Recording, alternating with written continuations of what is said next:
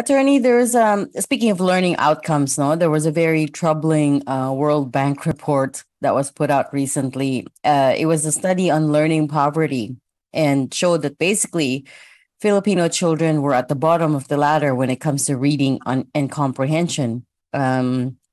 Even amongst our peers in Southeast Asia, I don't remember Vietnam's number, but it was much higher than the Philippines, which was really alarming when you think about it, especially given that we're coming off the back of 2 years of, on off lockdowns. Here we go. The numbers are on our screen right now. You see that the score for the Philippines was over 90.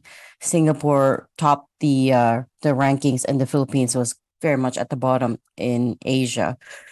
What is your reaction to this? Is this coming as a surprise, especially for those of you in the educational sector?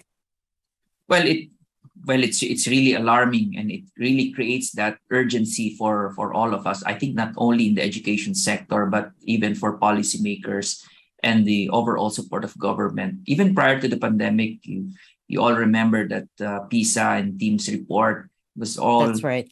prior to the pandemic. And I think the learning losses exacerbated because of the lack of in-person classes. And now we have this opportunity to augment the face-to-face classes with the flexibility and inclusivity of education. And of course, we need the government support for the education sector, not only for the private education sector, but for the entire sector, including the public schools, so that we can improve the learning outcomes of our students.